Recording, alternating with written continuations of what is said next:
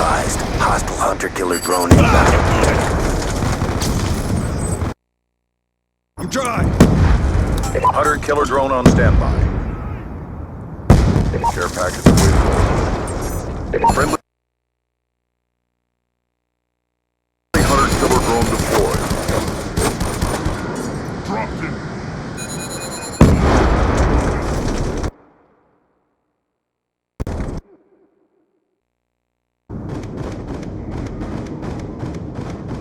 Charging EMP! Friendly UAV inbound. A grenade! Friendly hunter-killer drone deployed.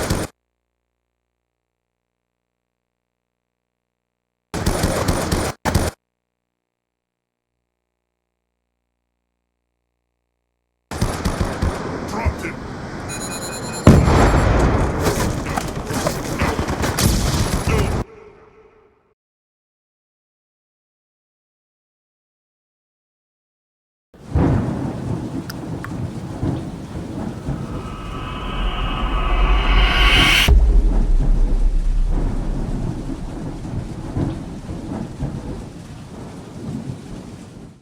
I think it's very easy. It's very, very simple.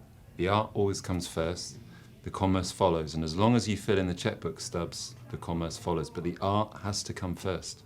It does. This is his department. It has to. And that's the thing, that's where people trip themselves up on in this business, is as they get more successful, they look more towards the commerce. You're dead if you do that. You're dead artistic. What I find really weird about people get successful to a point, and then they want to compete with other successful people. Yeah, and it becomes. It's like this eating away. It's like, oh no, I won't be that big. Oh no, I won't be that big. What the fuck, man? Yeah. You know, remember we. Anyway. Yeah. The art always comes first. That's pretty much the video in a nutshell. Thanks, guys, for watching. Have a good one. I'll see you later. Okay, for real though. It's nice to have Tom and Ed from Radiohead. In case you didn't know who those people were, it's nice to have them say something like that, because Radiohead is huge. Radiohead is huge, and whether or not people know of them or listen to them or whatever, they are big and they have a huge fan base. And you know, I think the core fan base really appreciates the fact that they always put the art first, and they will always continue to be putting out sounds that we just haven't heard before. They could become easily pop musicians or whatever, pop rock musicians like everyone on Nickelodeon or Disney, but they choose to push things that haven't been done before, push sounds, push melodies that have just hit the ear in a weird way, but not in a necessarily bad way. And I really admire them for that. Now, to make it a bit more relevant to what this channel is about, which is video games, many of these larger game designers, not game designers, but game companies, are too focused on making money. And that's the be-all, end-all of everything is money. And that's a problem. Why?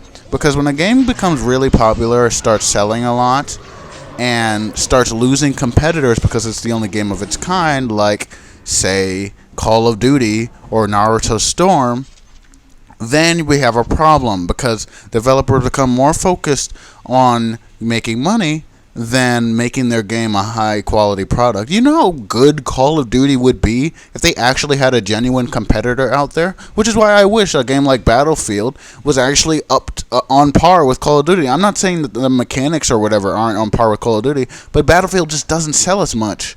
Which is why Call of Duty, the people who make it, don't have to worry about losing their spot as one of the best selling anythings ever.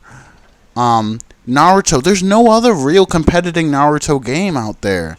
No one's going to go and buy a GameCube just so they can play Clash of Ninja 2. There's Naruto Storm. First of all, CC2 is the only one making a game of its kind, which is Naruto Storm, which is so close to the anime and blah, blah, blah, all this stuff that makes it a really great product.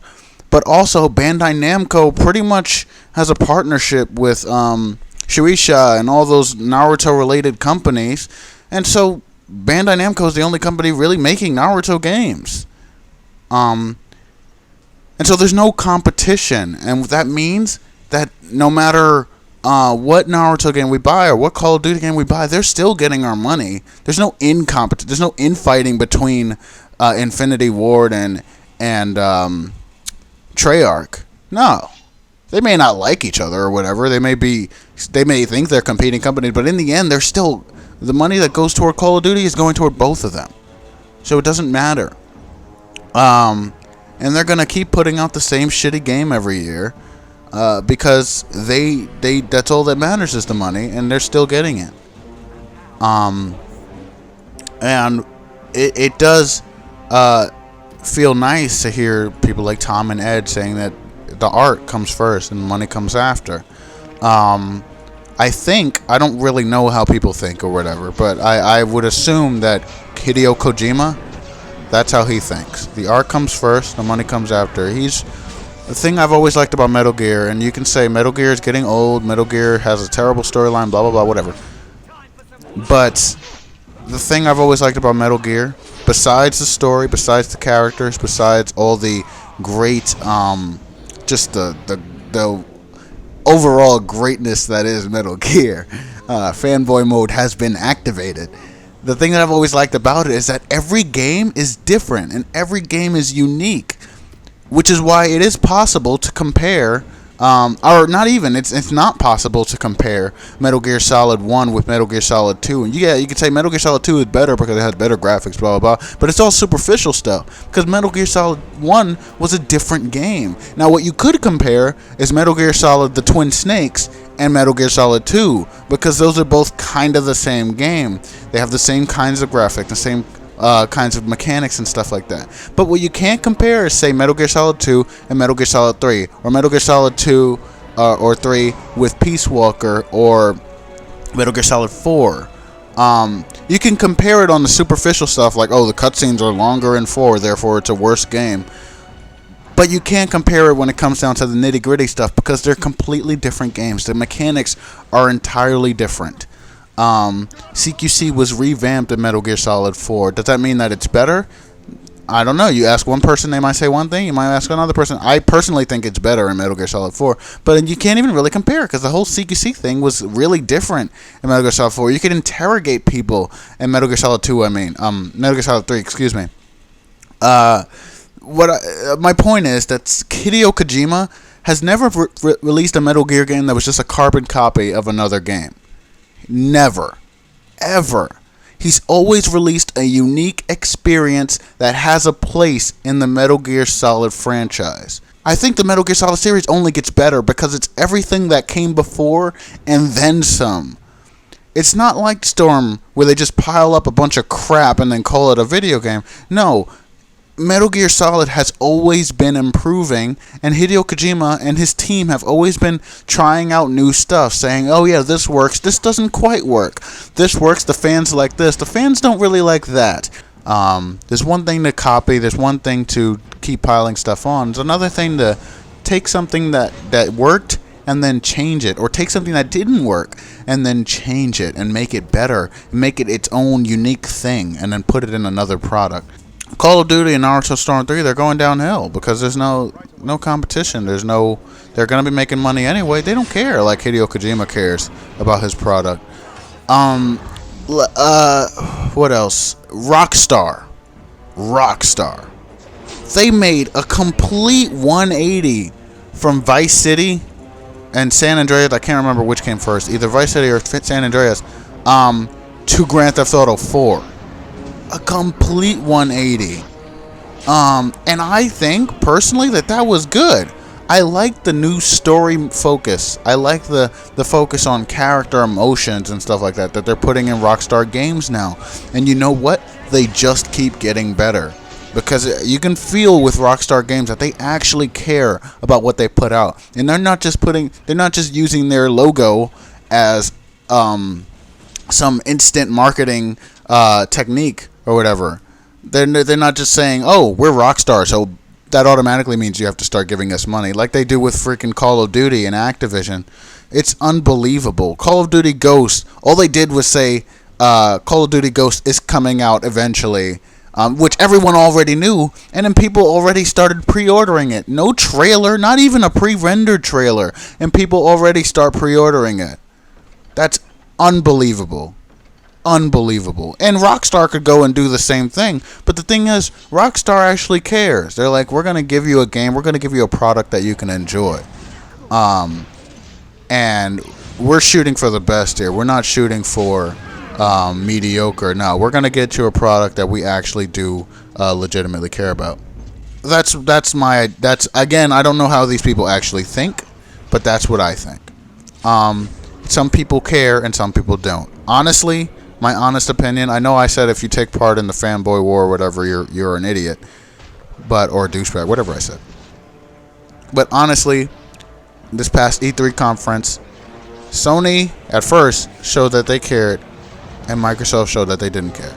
And then Microsoft changed their policies, which is showing that they care. Microsoft came out first with all that DRM BS, and then what Sony did is they said, we're not those guys, therefore you should stay with us. What they're doing is stupid, so come with us. We actually do care. We actually do give a damn. I think that's saying something to the fans. And I was really scared that Sony might just jump on the Microsoft bandwagon, and then there would really be no one to turn to. But, I'm glad that they didn't. And then Microsoft goes and backpedals and says, hey, we changed our mind. We actually do care. I mean, it's good that you have competitors. This is the whole point. You have a competitor, Sony and Microsoft competing. Again, Nintendo not even really here. But Sony and Microsoft competing. If Sony didn't do what they did, then Microsoft would never have changed their mind. The fact that they lost money is an attribute to our power as consumers. We have immense power over these big wig companies. We have so much power, it is unbelievable. But the thing is, most of us don't realize how much power we have. Individually, we're just a faceless consumer who gives them money. But as a group, we have the power to shut these people down. They don't have a product if they don't have a person to sell that product to. If they don't have a mass of people, I should say, to sell that product to. So I'm telling people, and I only have me of 115 some odd subscribers. Like, who am I really? Just some faceless guy on the internet. But I implore you guys who are watching this, and share this with as many people as you can. Really, vote with your wallets and vote with your feet. If you see one company or one brand is really just milking you for all you're worth, and they don't seem to care, like Activision, like Treyarch, like Infinity Ward, like Sledgehammer, like CC2, if you feel like they don't value you as a consumer, get your friends together, get a following together. And in this day and age, it's more possible than ever. Facebook, Twitter, YouTube, it's more possible than ever to get people together and say, screw it, we're boycotting your product. Screw Call of Duty, I'm moving to Battlefield. And you know what that'll do? If you stick to your guns and you don't let up, and you and your friends and your following don't let up, you will drive a stake into the company's heart. And they will think twice before not listening to their consumers. The art comes first. And if people start forsaking that because they just see us as a bunch of people with wallets for hands that just spill out money everywhere, oh, here's my money, then they got another thing coming. The problem is people are lazy, I think. One, people are lazy. And two, people don't realize how much power they have. They place themselves intentionally in a position of submission to the larger companies. Oh, it's a big company. I don't have any power over them. Do you know why Nomura announced Kingdom Hearts 3 during E3? Kingdom Hearts 3 is nowhere near complete. It is only in development, and honestly, it's probably not going to be finished for another 3-4 years, maybe. That's my estimation. But you know why he announced it? Because his fans were getting restless. And I read somewhere that he said we announced it too early, but you know what? You couldn't have announced it early enough. Your fans wanted that game for so long, and you know what? You saying that Kingdom Hearts 3 is now in development is like saying, I've heard you, and I'm going to keep listening, and I'm still here. We appreciate that. But when we constantly ask you for a better game, a more solid game, when we constantly ask you to do something this way, do something that way, make it better, and you just keep putting out the same game with the same engine or the same BS nonsense that we told you to fix years ago, then I'm sorry, but you've lost our business. You didn't lose my business. You lost the business of me and my friends and my friends' friends. And that means so much more than anything else we could do, guys. Vote with your wallets. That's what I'm saying. I mean, in the end, though, I got to be pessimistic, though. In the end, people are lazy. And getting a following together takes effort. Boycotting something takes effort, especially if you really do deeply enjoy that product. You see, some people think that, oh, if I boycott this, then the company's going to hate me, and they're going to just stop putting the game out or whatever, and I'm not going to get to play Call of Duty. Oh, no, I'm not going to get to play Naruto. You know what? If you boycott it, they'll do something before it gets out of hand. They'll change themselves before it gets out of hand, and they lose, and they go completely bankrupt. You have nothing to lose. They do. In the end, if you don't do anything, they're going to keep putting out the same shitty-ass game. And you're going to keep wasting $60 every time they do it.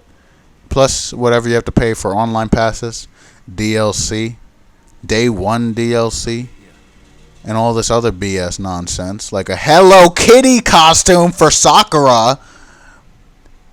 And it's never going to end until we start exercising our right as consumers to a good product. Oh, but you're just being an entitled little shit. No. I'm giving you my $60, and I expect something in return, something of good value, like Grand Theft Auto 4, like Red Dead Redemption, like Dragon Age Origins, like freaking Metal Gear Solid. I expect something good in return.